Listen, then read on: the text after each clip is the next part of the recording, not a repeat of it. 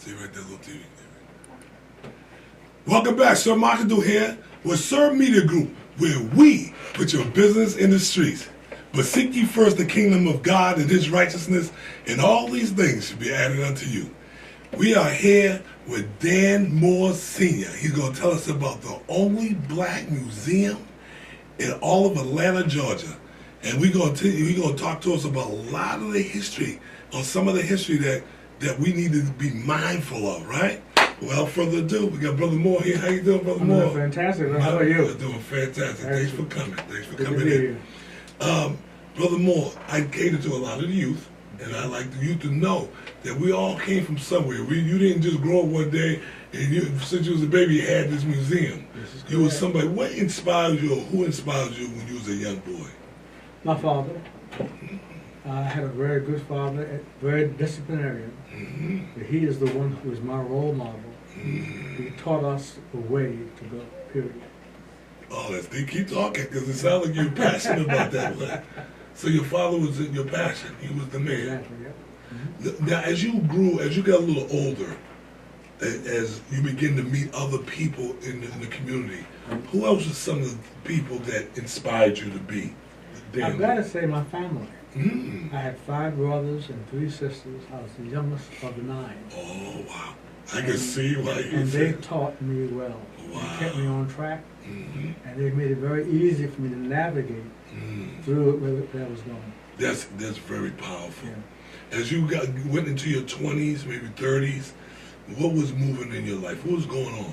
What was your business, your educator, your money maker? What was you doing in those days? Well, I wouldn't say money maker, but I had a passion for doing films. So I started out doing documentaries. Nice. I did a documentary first on an event that I had in the Civic Center in Philadelphia. Mm-hmm. It was an event to attract young people, Mm-hmm. because so many of them were talking about the wrong things and doing the wrong things. Yes. So it was our time to step in, do something positive for young people. Yes. I hired a TV crew to film that event. I did a second film called On Patrol for God. On Patrol for God. There was a police officer who was also a counselor. Yes. So he was considered being on patrol for God. Yes. And what we were able to do with that is take that into the streets of Philadelphia, to deal with some of the gang members in Philadelphia who were actually on the wrong path. Yes. And he ultimately took a casket and put it on top of his van. Wow. He would ride through the streets and stop and show this film on the streets, Wow. which was called On Patrol for God. So I got into film very early. Nice. Yeah. And so you're from what city? In Philadelphia. From Philly. All right. A lot of famous boxers came out of there. Oh, yeah? yes. Yeah, that's Yes. true. And so as you moved on in life, then at what point and what inspired you to even want to even think about a museum? Because who goes around thinking about opening up a museum and actually really running it and keeping it as long as you have? What inspired you to even have that thought to even deal with the museum? If I can back up a little bit, Yes. Yes. I had a film company in Philadelphia. Mhm. I had done maybe 10, 15 films. Mhm. I had done 20 TV shows, 3 one-hour shows. Mhm. I decided to move to Atlanta, open up a second film company, which I did in 1974. Mhm. I met Dr. Benjamin Mays in 1978 at a banquet. Nice. As I sat and listened to all the accolades given to him, Mhm. my first thought to myself was, why isn't there a Black History Museum in this city, of all cities, Mhm. in the nation? Yes. There's one in Philadelphia, there's one in Detroit, there's one in Chicago, there's one in LA, not in Atlanta. Yes. So I took it upon myself to simply start the museum. I'm not a historian. Wow. I just knew there was a need here, Mhm. so I started the Apex Museum. That's how the Apex Museum started. Wow. Just on that premise of meeting Benjamin E. Mays, Exactly. and you realize all that rich history is not being documented Exactly. in a building where people can walk in and see Yeah. so some of where they came from, Exactly. right? Yep. So what year did the doors open up? Well, actually, in 1978. Right there down Not on Auburn Avenue. Ah. I had a film company with office in Buckhead at the time. Uh-huh. So we actually all opened up in my office in Buckhead, just as an office at first. Mm-hmm.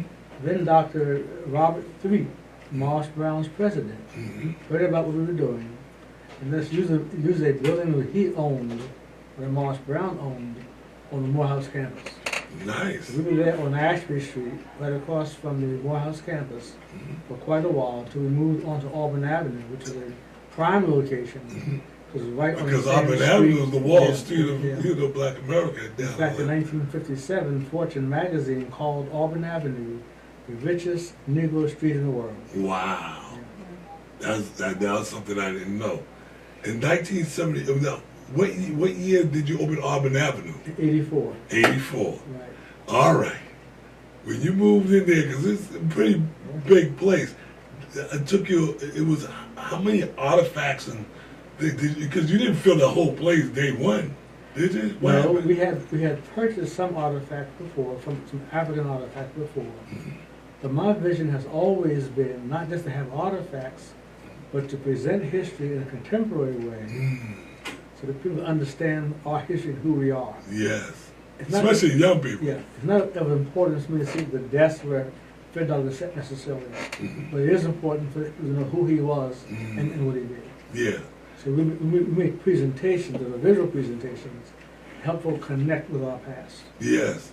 They said if you don't do something about it, we will repeat our past.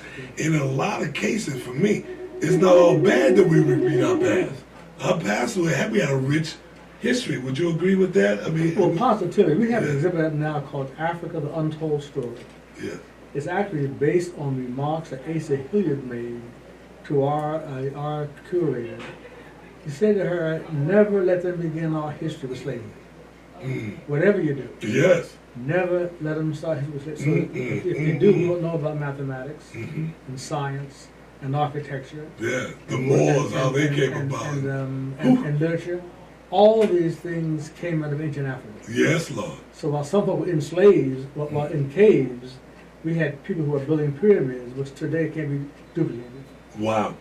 Yeah, because that is a marvel Yeah. that's so vast. And how did they do it Exactly. in those days? Exactly. How they get all them stones up there? Exactly. You know, they still try to replicate And how can't they. do it. You can't do it. You can't do it. Okay, because I mean, all the compasses and all the tools that they use to get it, and all the tools that they use to roll them things up there. And it's was alignment with the sun. Yes, You know, it's it's phenomenal. It's a marvel. Because we talked earlier in the pre-show, and we was talking about how Africa in itself was not enslaved. The whole continent was not enslaved. It was a pocket. I don't even think it was probably 2%. Well, yes and no. woman, yes. It's a different kind of slavery. Yes, They had slavery in almost all of Africa. yes, It was nothing like the transatlantic slave trade, yes, which we have witnessed today. yes. First of all, you were in slavery for a period of time. This slavery enslaved you for life. Yes, So once you were purchased, you and your offspring belonged to that master for life. That was not heard of anywhere in the world. wow, What's even worse than that is the programming they have done on us yes. that still exists today. When I watched the film recently, 12 Years a Slave, the part in that picture, that movie that was most riveting to me was when she was being whipped by the white plantation owner. At one point in time, he handed the whip to the brother and Yes, said, whip her, yes, which is what happened to us today. yes. It's just enslaved. We, Go we, get have, them. we have become the overseers Yes, of the past. yeah. We turn on each other. Yeah, I mean, and this is part of our whole DNA almost. Yes, Those who are impoverished hmm go to a place to get food stamps. You meet somebody who looks like you, and that's like you're a criminal. yes, So we do more damage to ourselves yes, than they have done to us. yeah. That's And our young incredible. people today are so disconnected. Mhm. They are putting us in a worse shape than the Ku Klux Klan did during the 40s, 50s, 60s, and 70s. Yeah, it's almost like we don't even need the Ku Klux Klan as much. They just use it as a still idol that sits there and it says, "Remember me?" They can put their sheets away and go home now. Yeah. They have taught us so well. Yes, and this is why I fight so hard to help the youth and change their mindset. They See what create. you're saying? Change their mindset. Yeah, It's not just about being poor. that's right. We keep talking about being poor. Yeah. Who was any poorer than slaves? Oh, Who was man. any poorer than sharecroppers? Yeah, So it's not about poverty. no. It's That's about a mindset. And once you make that tight, Yeah. you can get some change. Exactly. You know, and I've said it in my broadcast this morning. I said, you're not going to get too many people to change anything. You can get them to adjust some things, but change is it's like a 180. It's kind of almost impossible to get somebody to change their mindset. But I believe we can. We I have to. believe we have to as a nation of people. Yeah. And you know, I'm you know, I love Black history, but I love American history too, because whatever happened to us is happening to them. They just it's just like them putting drugs into our community. Yeah. Now they became the ones that are using it more than we are. You know, so it's interesting that slavery comes in so many different looks. Yeah. You know, it's not this thing where somebody comes over and they enslave you. It's the mindset. Exactly. Okay, so tell us more about where exactly the whole address, the name of the museum, the address, and the phone number. It's the Apex Museum, APEX, which stands for the African American Panoramic Experience. We're at 135 Auburn Avenue between Piedmont and Cortland, Atlanta, Georgia 30303. We're at 404-523-2739. Again? 404-523-APEX or 2739. I like that. Our website is www.apexmuseum.org. We are, of course, on Facebook, like everybody else is. Yeah, just like you went on with the times, huh? That's good. Now, do you have an email address as well? If somebody wants to email the... apexmuseum.org. Okay, at... I'm sorry, apex@aol.com. Okay, so it's apex at AOL. apexmuseum@aol.com. There we go. And if you really wanted to share with America and the world what you want them to really know about Apex, about Dan, what we need to do, what would that be? Bring it all together. Just keep right there. Well, our plan is to build what we're calling Phase 2. It's a 90,000 square foot facility with a complete walk-through history beginning in African civilizations in Epcot Center fashion. So when you walk through here, you will feel like you've been transported to a day when they were building pyramids. You'll be able to physically walk through a village on the west coast of Africa. You'll see Timbuktu, you'll see major universities in Africa. You'll be able to physically walk through a slave dungeon through the door of no return, sit or lie on the floor of the hold of the slave ship, look at the auction period, and see what happened to us physically and spiritually and mentally during this voyage. That's awesome. Where do you? I mean, I know that seems like something going to happen before you even take on to River Garden, Jordan, right? But what do you feel about us as a nation of people that when we're passing things on, what has to happen? We have to get a different mindset in our young people and especially our young men. I have a baton to pass on. Yes, Lord. But the question is going to become, To for me, whom? to whom? To whom do I pass it? Yes. When I was coming up, jail was something I didn't want to do. It wasn't an option. Now it's a badge of honor. Lord have mercy. So you have a lot of young people thinking this is a badge of honor. If I haven't been to jail, I'm not in. You haven't arrived. And I'm not care what anybody says until I'm proven wrong. Some of this music and this video and these images have done more damage to us in the last 10 years. I call it devil music. All right. That's what I call it, because it's straight devil music. Exactly. When you can bombard our children Yeah. with sounds and calling out women names and calling each other names and shooting each other like Captain Dude, and you know, I think it's just a travesty more than anything.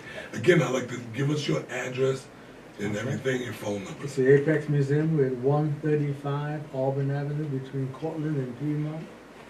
Our address is 135 Auburn. Our website is www.apexmuseum.org. We are also on Facebook, and come visit us. Amen. This is Dan Moore. Thank you, Brother Moore.